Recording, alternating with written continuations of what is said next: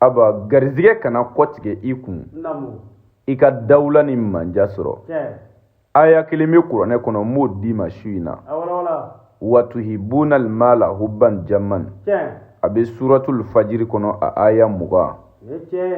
ay doni bagaw nyininga ni nyongo fo mandible wani nyongo memandible nga garbu kebe ni aw mashina fi sabilillahi ala nyeda kama billahi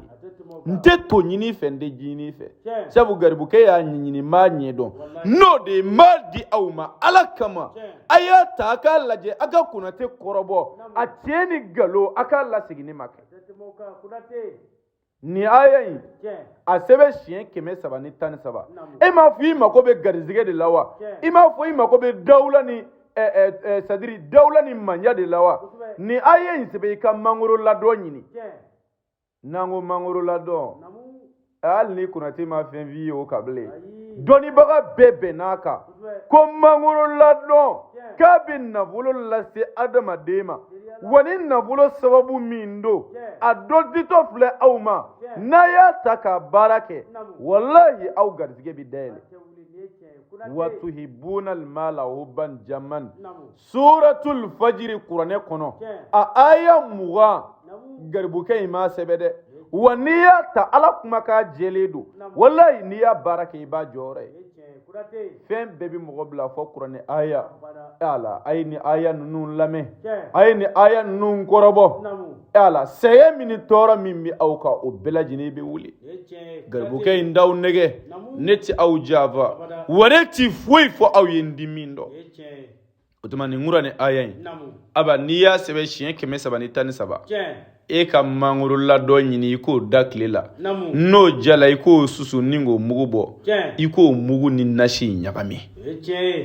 la hawla wala quwwata illa billahi al azim kuma do bi fo chiendo aba c'était jonye fanga yera ti jona fona kela ala famai me o ala ide tay sewye o ala ine tay garizigawye abadi mama min ya le ala ja ngani ala da Kongo wallahi abida ile iye otuma nibi feka garizige da Kongo hala ala ka meleke ubla ka daile iye ni Qur'ani aya inde ba ke suratul fajr aya muga la ilaha illallah muhammadur rasulullah sallallahu alaihi wasallam mangoro lado e wulibali nga Qur'ani aya nyi wulibali aba niye mangoro lado mugu ni Qur'ani aya nyagami parfum dagoma era ma chama mu don niye muru nyini nga wal ma parfum firilaw ube ni parfum fi niyo parfum nyini ningo fene faraka maloke mola muso wallahi mekle binani dima toika ni utiliser farila e ala ni cɛw ma giri eka musow ka giri eka ika nyini ve ka sabati ika fo garbuke ma tu billahi kuma ka yimi famia otuma ayini lase desebato ma aka lase fandaw ma u ka ta ka bara kenai ko garbuke ya difi sabilillah ka sara tubulu milliard sika nunzara million sika nunzara kuma mi famia aw min nidi ala kama ni gele ayi soro ibi kunati ka faida dota ibi barake nae ka soro yere te kunati yoro do yere bana bato joli kene yala nini faida nunyi kungo joli willa ka bo mogo kan nini faida nunyi shuni kile mogo ban wele ka bunye kanyi hali bikiri du chila ni ma billahi nkal na ala bunyina nda chi baga do yere kuma mi famia utma duguma na je aba hal ni credit ne kun ne wula ni nga telephone mene ka ba utma wula bi se yoro wa soro credit min jigla ne kun akacha wata na ne ko ngoja no bebi soro faida blala utma ame dumeni mbara inga mugo ka fota ando lajeble mugo ka keta ambo betui ami adema de undeme nanse ani dugere billahi ami mo deme aba oteme ne kofe ka nafolo sɔrɔ teliya la ka nafolo sɔrɔ karabali la ni kuranɛ jɛlen ye suratul waqi'atu de b'a kɛ cɛ joli minnu ye nin nafolo baara kɛ ni u y'a hɛrɛ sɔrɔ muso joli n'olu y'a sɔrɔ baara in bi kɛ 30,000 ka nafolo sɔrɔ teliya la karabali la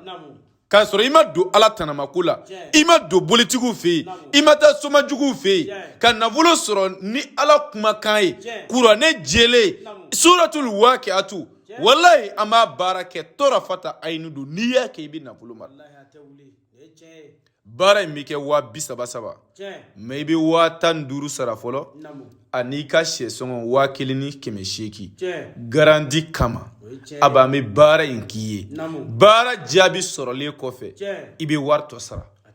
bɛnkan min bɛ ta an ni ɲɔgɔn cɛ o y'o de ye n'an ye baara kɛ i kɔni bɛ layidu ta ni baara jaabila i b'i ka wari tɔ sara i se mana kɛ bonya min ye o b'o fara a kan comment bɛ faamuya o tuma baara in sariti ye nin de ye 30,000 ni sɛ jɛma den 3 mais an bɛ sɛ ninnu san 600 den 3 ye 1,800 o tuma i bɛ wari kilancɛ 15,000 sara ani ka sɛ wari sara an bɛ baara kɛ baara jaabi sɔrɔlen kɔfɛ i b'a tɔ sara o tuma i bɛ dugu o dugu i bɛ jamana o jamana i bɛ kabila o kabila en tant que i ye Konate kumakan kɔni mɛn ka téléphone numéro ye ka weleli kɛ n'i ka wari ci wallahi n kali na ala bonyana an b'i ka baara kɛ wa i b'a jɔyɔrɔ ye an ka téléphone numéro o de ye +223 72 24 02 98 ni ala sɔnna a bɛna téléphone numéro ninnu yɛrɛ sɛbɛn ne ye video ninnu duguma kuma in bɛ faamuya